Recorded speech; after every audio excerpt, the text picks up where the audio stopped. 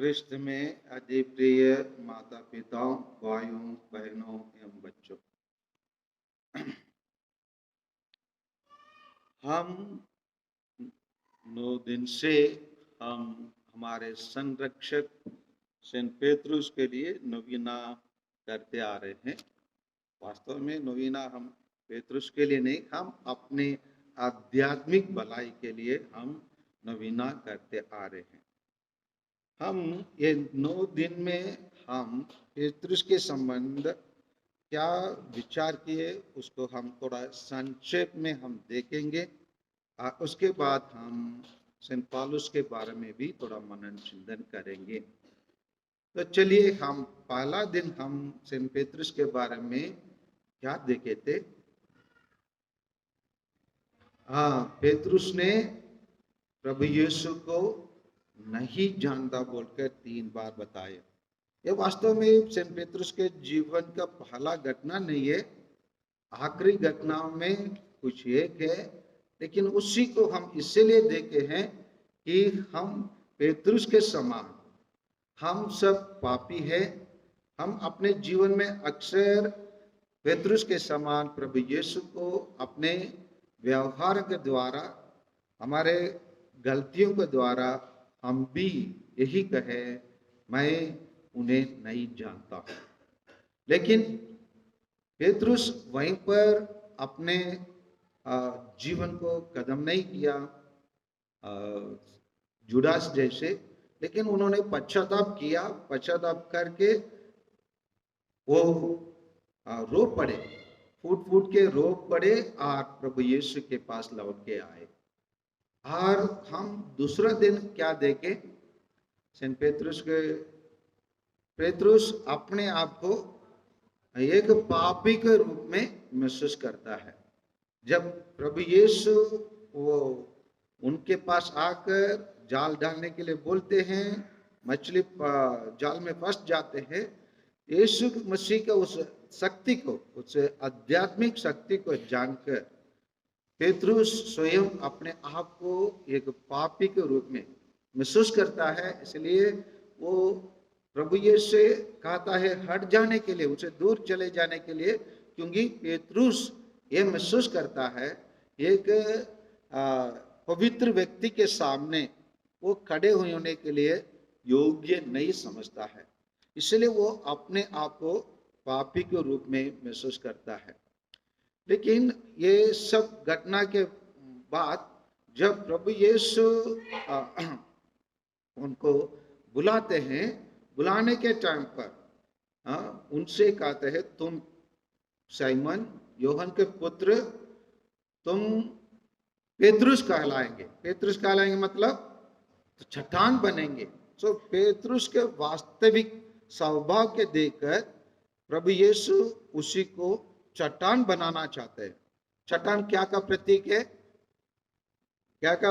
मजबूती का प्रतीक है। इसीलिए प्रभु यीशु पेट्रुस को चट्टान बनवाए, मजबूत बनवाए, इसलिए उसका नाम परिवर्तन किए। इसको हम तीसरे दिन देखे थे। 14 दिन हम देखे हैं जब सभी शिष्य लोग छोड़ के चले जाते हैं, प्रभु यीशु अपने शिष्यों से पूछते हैं, क्या आप लोग भी जाना चाहते हैं? पेट्रुस, बहुत सारे शिष्य रहते हैं, लेकिन उनमें केवल पेट्रुस ही पहले ही उत्तर देता है। क्या उत्तर देता है? प्रभु, हम कहाँ जाए? क्या आपके पास ही आनंद जीवन का संदेश है? सो प्रभु यीशु को पेट्रुस एक प्रकार अपने जीवन में निकटतम से निगरानी करते आ रहा है और अन्याय करते आ रहा है और उसको जान के आ रहा है प्रभु यीशु वास्तव में क्या है। और इसलिए वो कहा पाए, प्रभु यीशु हम कहाँ जाए? दुनिया में आपके अलावा और कोई नहीं है, क्योंकि आप में ही आनंद जीवन का संदेश ने उन्होंने कहा। और 5वां दिन हमने देखे हैं कि प्रभु यीशु सभी से पूछे हैं कि आप मेरे बारे में लोग क्या कहते हैं, लेकिन उन लोग सब क्या उत्तर दिए उसको हम जानते हैं। आखिरी में अपने शिष्यों से आप लोग मेरे बारे में क्या कहते हैं? 12 शिष्य में कोई भी उत्तर दे सकते हैं, लेकिन सबसे पहले उत्तर कौन दिया? पेतरुस ने दिया। क्या उत्तर दिया? आप मसीह है और जीवंत ईश्वर का पुत्र है। यह और पेतरुस दिन भर दिन प्रभु यीशु को जानने में और प्रभु यीशु से घनिष्ठ संबंध बनाने में, प्रभु यीशु के बारे में आध्यात्मिक रूप में जानने में माहिर बन के जा रहा है। वो गहराई से प्रभु यीशु को जानते जा रहा है।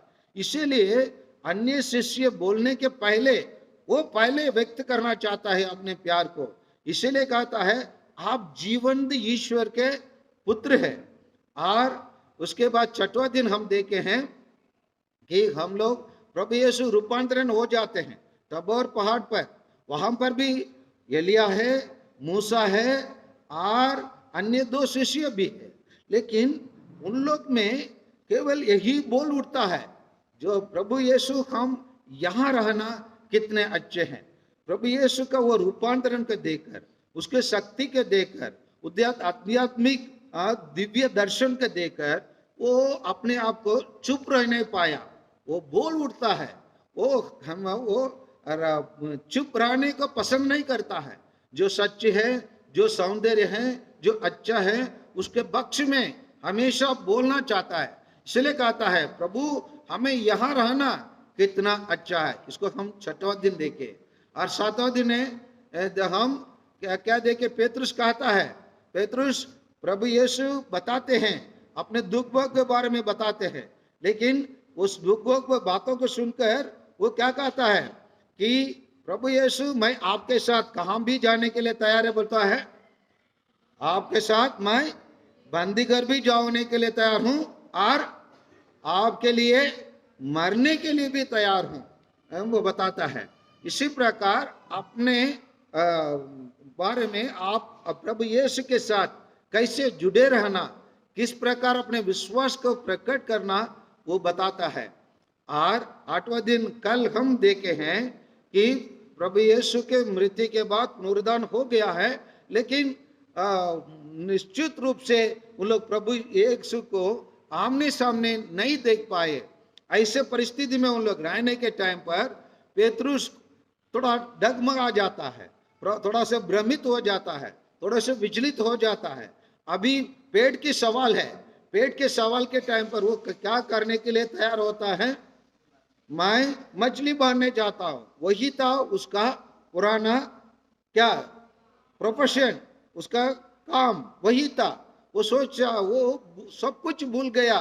वो 3.5 वर्ष प्रभु यीशु के साथ रहने के टाइम पर वो क्या क्या प्रभु यीशु ने उनके जीवन में किया, वो सब के भूलकर वो अपने पुराना जीवन के और आगे बढ़ता है। और जब वो कदम उठाता है, अन्य शिष्य लोग भी उसको रोकते नहीं है। नहीं, हमको ऐसे नहीं करना है। प्रभु यीशु ने हमें क्या शिक्षा दिया, क्या के लिए हमें बुलाया? हमें मछली मारने के लिए नहीं और मनुष्यों को मछुआर बनाने के लिए बुलाया, तो याद नहीं दिलाते हैं। उन लोग भी उनके समान बनकर मछली मारने के लिए चले जाते हैं। और हम लोग आज के दिन हम सुसमाचार में क्या सुने हैं? 9वां दिन आज हम क्या सुने हैं? प्रभु यीशु पेतरुस से क्या कहते हैं? क्या कहा आज के सुसमाचार में? कितने बार प्रभु सिमोन से क्या पूछा? हाँ, क्या तुम मुझे प्यार करते हैं? क्यों प्रभु यीशु उनसे 3 बार पूछने की क्या जरूरत है? इसको जानने के लिए बाइबल को हम अच्छे से पढ़ने की आवश्यकता है। यहाँ पर खोलिए आप लोग संत यूहन्ना के सुसमाचार अध्याय 21 पद संख्या 15 को खोलिए। Chapter 21 verse 15 Saint John's gospel, थोड़ा पढ़िए। हाँ, जलपान के बाद ईसा ने सिमोन पेत्र से कहा, क्या कहा?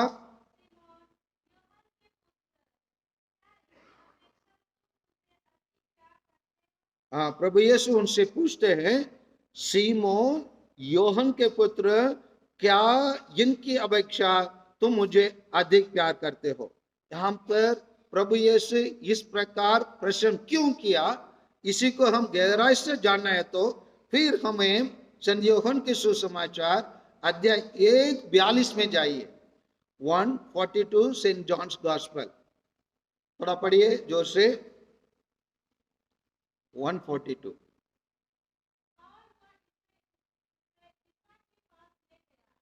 ईसा के पास आंद्रेस ने किसको, पेतरुस के लेके आया। हाँ, प्रभु यीशु,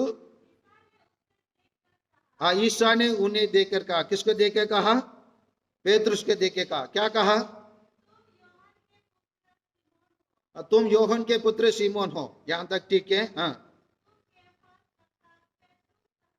हाँ, प्रभु यीशु वहां यहां कैसे के सीमोन योहन के पुत्र, जैसे उन्होंने यहां पर उनको संबोधित किया, वहां पर वैसे ही संबोधित किया। करने के बाद आगे कुछ वो बता रहा है, तुम आज के बाद क्या बनेंगे, केफास या पेतरुस बनेंगे, अर्थात चट्टान बनाओगे। लेकिन वो प्रभु यीशु ने उन्हें चट्टान बनाने के लिए बुलाया, लेकिन पेतरुस ने क्या, वापस चले गए अपने जीवन में, तो सीमोन बन गया, वो पेतरुस नहीं रहा।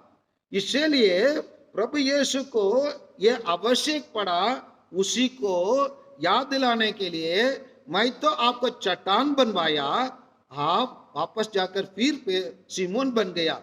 इसीलिए प्रभु यीशु एक बार नहीं 3 बार उनसे प्रश्न करते हैं। क्या प्रश्न करते हैं, क्या तुम मुझसे प्यार करते हो। तो ये प्रभु यीशु जानते हैं पेतरुस जरूर ईश्वर से, ईसा मसीह से प्यार करता है, परंतु क्या है, अपने कमजोरी के कारण, अपने मानव स्वभाव के कारण वो बार बार पाप में गिर जाता है, वापस चले जाता है और निर्बल बन जाता है। इसी कारण से प्रभु यीशु से उससे ये पूछना पड़ा, क्या सीमोन योहन के पुत्र, उन्हें याद दिलाते हुए। इसलिए प्रभु यीशु उनको महान बनाना चाहते हैं। बनाने के लिए उनसे क्या बोलते हैं, क्या बता, 3 बार क्या बताते हैं, मेरे मेमने को चराओ। उनके पास बहुत बड़ा अधिकार, बहुत बड़ा जवाबदारी दिलाने वाले थे।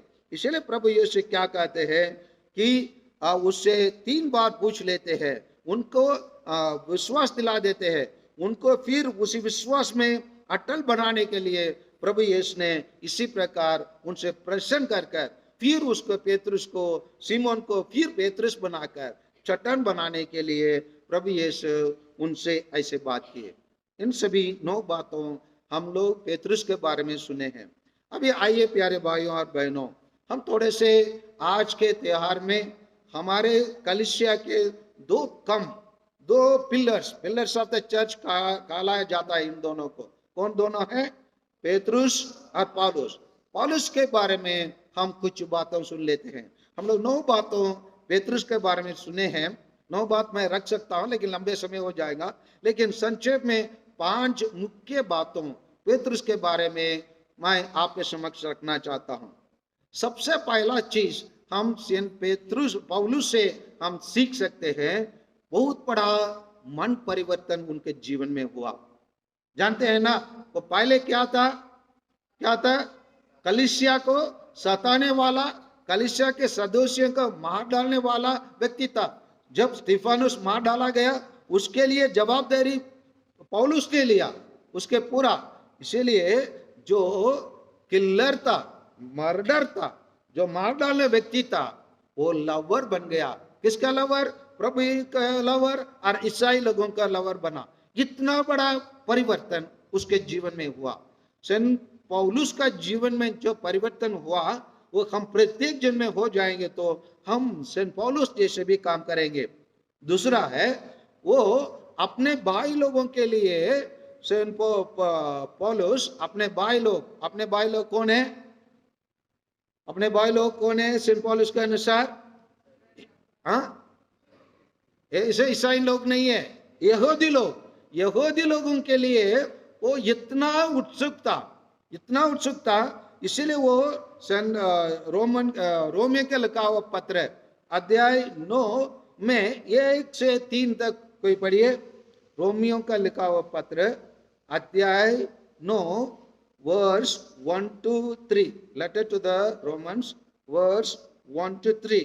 सेंट पौलुस अपने यहूदी भाइयों के लिए कितना तड़प रहा है और कितना प्यार करता है उसको व्यक्त करते हैं। पढ़िए। हाँ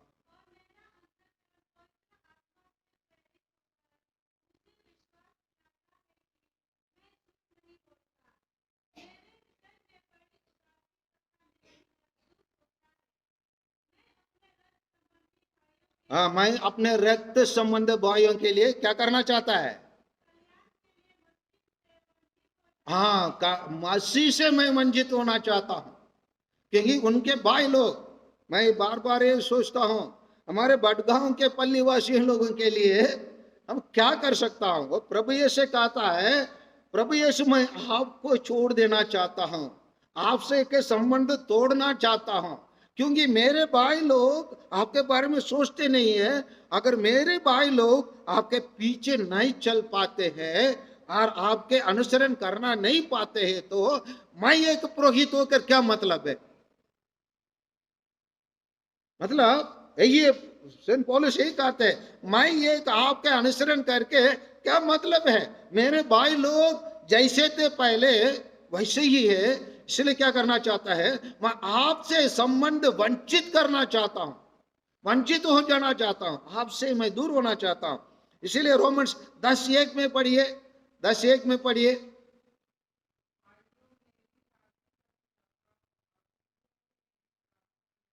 हाँ, मेरे भाइयों के लिए मेरा प्रार्थना यही है, क्या है? हाँ, इसराइली क्या प्राप्त करें?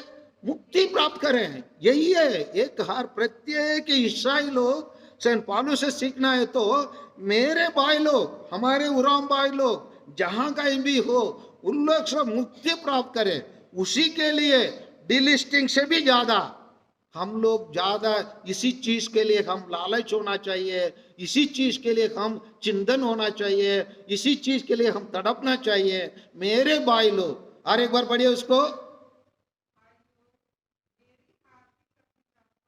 मेरे हार्दिक अभिलाषा क्या है?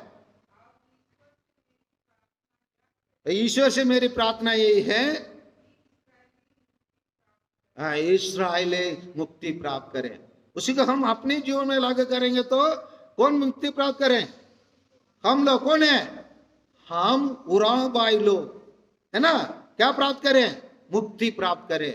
हम लोग बार बार ये 9 दिन में प्रार्थना में हमारे बहन लोग प्रार्थना चला रहे थे, प्रतिदिन एक निवेदन, नशा पान में डूबे लोग नशा पान के रास्ता छोड़ दे, और यो लोग जो रास्ता से भटक गए उन लोग सही मार्ग पर आ जाए। समझ में आ रहा है ना? ये सब प्रार्थना क्यों किया जा रहा है? कि पौलुस इसी प्रकार का जीवन को सामना किया। ये दूसरा चीज हम लोग सेंट पौलुस से हम सीख सकते हैं। एक तो मन परिवर्तन, दूसरा है अपने भाइयों के लिए व्याकुल होना। यही चीज हम पौलुस से सीखते हैं। और हम लोग सेंट पौलुस से हम सीख सकते हैं कि पौलुस कितना अपने बुलावा में कितना समर्पित रहा है। पूर्ण रूप से सेंट पौलुस पूर्ण रूप से समर्पित रहा, और इसीलिए वो कहता है, क्या कहता है कि कोरिन्थियों के लिखा पत्र, जिस प्रकार मैं प्रभु को अनुसरण करता हूं, प्यारे भाइयों आप लोग भी अनुसरण कीजिए। इसी प्रकार बुलावा सेंट पौलुस करते हैं। और यह अपने जीवन में सेंट पौलुस वो पापी को अपने आप को महसूस किया, कितना भी वो ईश्वर के लिए तड़प रहा। सेंट पेतरुस के समान पौलुस भी अपने जीवन में कमजोर रहा। इसको हम सेंट पौलुस के द्वारा लिखा हुआ रोमन्स का लिखा हुआ पत्र अध्याय 7:15 का थोड़ा पढ़िए, चैप्टर 7 वर्स 15। क्या? मैं अपने आचरण को क्या नहीं पाता हूं, नहीं समझ पाता हूं। क्योंकि मैं जो करना चाहता हूं, हम लोग भाई लोग जो लोग आज मिसा के लिए आए निर्णय लेते होंगे, मैं अगले सप्ताह मैं इतवार के मिसा में आऊंगा, निर्णय लेता हूं, क्या पढ़ो, वही नहीं कर पाता हूं। मैं वही करता, हाँ, जिससे मैं घृणा करता हूं। मैं इतवार के दिन, संडे के दिन मिसा के लिए आना तो चाहता हूं, लेकिन संडे के दिन मैं जो करना नहीं चाहता हूँ, घर पे बैठकर सोना और घर पे बैठकर भगवान में दूसरा कुछ काम करना या कुछ आर जाना, वही काम कर लेता हूँ। सो पेत्रुस पौलुस पूर्ण रूप से जिस प्रकार पेत्रुस अपने पापों के लिए रो पड़ा फूट फूट के, उसी प्रकार पौलुस भी अपने जीवन में अपने अपूर्णता को, अपने पाप में जीवन को बार बार याद करता है। और इसीलिए हम सेंट पौलुस से क्या सीख सकते हैं? हम भी अपने आप को विनम्र समझ सकते हैं, पापी के रूप में महसूस कर सकते हैं। और अंत में हम लोग पांचवा चीज हम ये पेत्रुस से पौलुस से हम हमको सीखना है, जो हम लोग आज के पाठ से हम सुने थे। आज के पाठ से हम क्या सुने? तिमोथी का लिखा हुआ पत्र से हम लोग सुने हैं। क्या है? 6-8 का पढ़िए, अध्याय 4-6-8 दूसरा पत्र, सेंट पौलुस का लिखा हुआ, तिमोथी का लिखा हुआ दूसरा पत्र, अध्याय 4-6-8 को थोड़ा पढ़िए। मैं प्रभु को अर्पित किया जा रहा हूं। उसका जीवन अभी समाप्त हो रहा है, लेकिन उनमें एक उसके मन में एक उमंग है और एक जोश है, एक विचार है। वो बता रहा है, मैं प्रभु को अर्पित किया जा रहा हूं। और पढ़िए, मेरे चले जाने के समय आ गया है, मैं अच्छी लड़ाई लड़ चुका हूं, अपनी दौड़ पूरी कर चुका हूं, पूर्ण रूप से मैं प्रभु मसीह के प्रति मैं ईमानदार रहा हूं।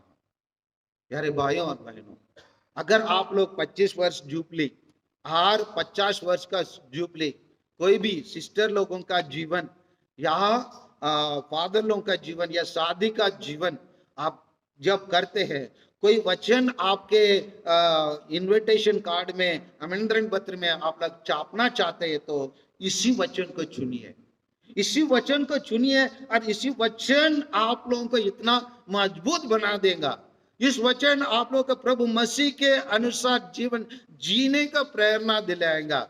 तो पौलुस जैसे कहने के लिए हमें हिम्मत होंगे। जरूर हम पौलुस के जैसे हम जीवन नहीं बिताए, लेकिन वीर भी प्रभु मसीह के प्रति इसी कहने के लिए, मैं अपने लड़ाई लड़ चुका हूं, अपने दौड़ पूरी कर चुका हूं, मैं पूर्ण रूप से ईमानदार रह चुका हूं, अब मेरे लिए धार्मिकता का वह मुकुट तैयार है। क्या हम पौलुस पे जैसे कह सकते हैं? क्या उसका जीवन कितना सुंदर रहा? प्यारे भाइयों और बहनों, देख लीजिए, ये दो संत लोग हमारे कलीसिया के लिए क्या नहीं दिए। ये इसीलिए कलीसिया उन दोनों के त्योहार एक साथ मनाना चाहते हैं, क्योंकि उनका त्योहार अलग अलग मनाने में इतना खुशी नहीं आएंगे, इसलिए एक साथ मनाने के लिए भले और दो त्योहार है जहां हम पेत्रुस को भी अलग याद करते हैं और पौलुस को भी याद करते हैं। 25 जनवरी को हम लोग पेत्रुस पौलुस का मन परिवर्तन का त्योहार को याद करते हैं, और 22 फरवरी में हम क्या त्योहार मनाते हैं? पेत्रुस का धर्मपीठ का त्योहार मनाते हैं। अलग हम उन दोनों को याद करते हैं, लेकिन उनका त्योहार फीस्ट एक साथ कलीसिया इसीलिए याद करते हैं क्योंकि वो दोनों महान थे। आइए हम सेंट पेत्रुस के समान हम कहें, प्रभु आपके अलावा हम किसके पास जाए? और पौलुस के समान हम कहें, मैं अच्छी लड़ाई लड़ चुका हूं, मैं वही मुकुट के लिए मैं अपने आप को तैयार कर चुका हूं। आइए इसी प्रकार कहकर हम इन दोनों संतों को सम्मान करें, उनके जीवन के अनुसार हम अपने जीवन को, व्यक्तिगत जीवन को बदलने के लिए प्रयास करें। आमीन।